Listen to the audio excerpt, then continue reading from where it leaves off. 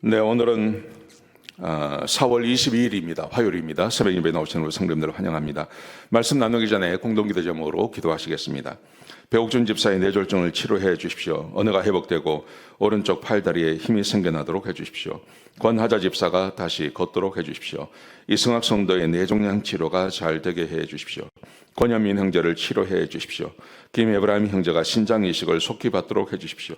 김시 집사가 걷도록 해주십시오. 오시오 선교사의 건강을 회복시켜 주십시오.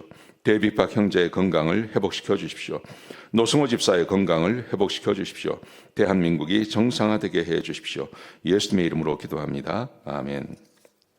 오늘 본문의 말씀은 민수기 14장 11절에서 25절까지 말씀입니다. 하나님의 영광을 가리면 끝이다 하는 것입니다. 하나님의 영광을 가리면 끝이다. 살아남지 못한다 하는 말씀입니다. 오늘 본문에 보시면 하나님께서 이스라엘 백성들에게 나타나십니다. 하나님을 원망하고 또 지도자들 모세와 아론을 원망하고 다시 가나안 애굽으로 돌아가겠다고 하는 그 사람들에게 하나님께서 나타나셨습니다. 나타나셔서 하나님께서 이렇게 말씀을 하세요. 내가 하나님의 심정을 말씀하십니다. 먼저 11절 12절에 보시면 그들이 나를 멸시하고 있다. 하나님께서 멸시받으셨다고 말씀하세요. 하나님을 인정하지 않으니까요.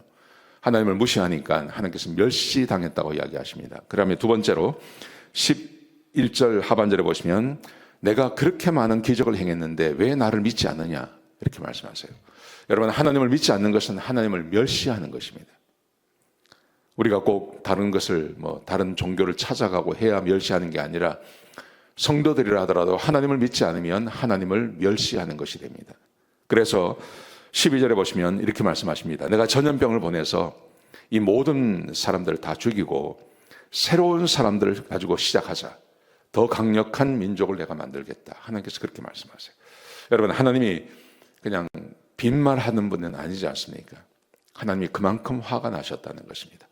하나님을 믿지 않고 하나님을 신뢰하지 않는 것은 하나님을 멸시하는 것이고 하나님을 분노하게 만드는 것입니다.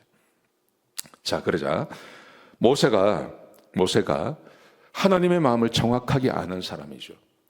그래서 하나님을 설득하는데 설득한다기보다 그 모세의 진심을 드러내는 것입니다. 근데 이게 어디에 초점이 있냐면 하나님의 영광에 초점이 있습니다. 그냥 단순히 용서해 주십시오. 잘못했습니다. 그동안은 그렇게 이야기했죠. 근데 오늘 이 본문에서는 하나님이 분노하시고 멸하겠다고 하시고 다시 시작하겠다고 하시니까 하나님의 영광을 가지고 이야기를 합니다. 하나님을 설득해 가는 과정인데요. 이 본문의 말씀이 뭘 상징해 보여주냐 하면 내가 하나님을 대할 때 하나님의 영광을 위해서 정말 내가 하나님께 구하면 하나님께서 반드시 응답해 주신다고 하는 것을 볼 수 있는 것입니다. 하나님께 뭔가를 구할 때 하나님의 영광을 생각하며 말씀을 드리고 기도하면 하나님께서 응답해 주시겠다 하는 것을 오늘 본문에서 찾을 수 있는 것입니다. 자, 어떻게 하는지 보세요. 13절부터 19절까지 말씀해 보시면 몇 가지를 이야기합니다. 첫 번째, 하나님께서 능력을 발하셔서 출애굽하게 하셨습니다.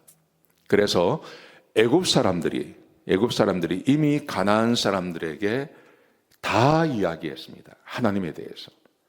하나님이 어떻게 행하셨고 어떻게 해서 이스라엘 백성들을 나오게 하셨고 그리고 광야에서 어떻게 인도해 주셨는지를 가나안 사람들에게 애굽 사람들이 다 이야기했습니다.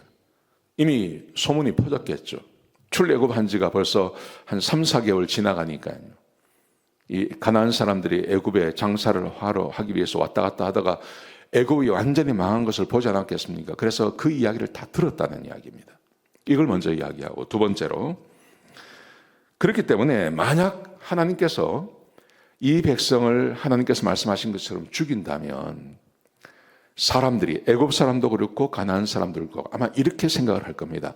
하나님이 출애굽할 수 있는 능력은 가지셨지만 이 사람들을 광야를 지나서 가나안에 데리고 들어갈 수 있는 능력은 없는 신이라고 생각할 겁니다. 하나님의 영광을 말하는 거죠. 하나님이 능력이 없으셔서 이 사람들을 다 죽게 했다고 생각할 겁니다. 속사정을 모르지 않습니까, 지금? 그래서 사람들이 그렇게 생각할 거라는 거예요. 그러면서 하나님의 본성에 대해서 이야기합니다. 하나님은 노하기를 더디하시고, 그렇지만 하나님께서 정하신다면 범죄한 자를 반드시 멸하시고 그의 자손의 3, 4대까지 징계하신다는 것을 내가 알고 있습니다. 그러니 하나님, 우리를 좀 용서해 주십시오. 하나님의 영광을 생각해서요. 하나님께서 우리를 죽일 수 있지만, 우리를 다 죽일 수 있지만, 하나님, 그렇게 되시면 하나님의 영광에 누가 됩니다. 이걸 이야기하는 거예요. 하나님께서 우리를 죽이셔도 마땅한 것입니다. 범죄하고 죄를 지으면 반드시 하나님께서 치신다고 하셨으니까요. 지금까지 하나님께서 참으신 것도 충분한 겁니다. 이제 우리가 죽어도 마땅합니다. 그러나 하나님의 영광을 위해서 우리를 좀 살려주십시오. 그렇게 말을 하는 거예요. 저는 이것이 우리의 삶에 그대로 적용되고 하나님께 기도할 때도 그대로 적용이 된다고 생각합니다. 하나님의 영광을 위해서, 하나님, 내가 이렇게 끝나면 하나님께 영광이 되지 않습니다. 하나님, 내가 이렇게 모든 것이 다 끝나버리면 내 영광을 가리는 것이 아니라 하나님의 영광을 가리는 게 됩니다. 그러니 하나님, 나를 위해서가 아니라 하나님을 위해서 하나님 한 번만 봐주십시오. 그렇게 기도할 수 있는 거죠.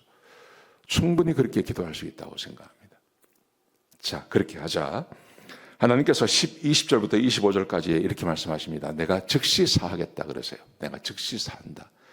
그러나 즉시 사하지만, 그러나 내 이적을 보고 10번 이상 나를 시험하고 청종하지 않은 사람들은 한 사람도 가나안에 못 들어간다. 그러니까 하나님께서 분리하시는 거예요. 처음에는 하나님께서 모두를 죽이겠다 그러셨어요. 아이까지. 그런데 지금은 하나님께서 그렇게 하지 아니하시고 좌우를 분별할 수 있는 사람들 기준에서 아마도 12살 혹은 장년이라고 할 수 있겠습니다. 그 이상 사람들은 다 죽이고 나머지 사람들은 살려주겠다. 그렇게 말씀하시는 거죠. 그래서 말씀하시기를 갈렙은 들어간다. 그렇게 말씀하세요. 갈렙은 들어갈 수 있다. 그렇게 말씀하세요.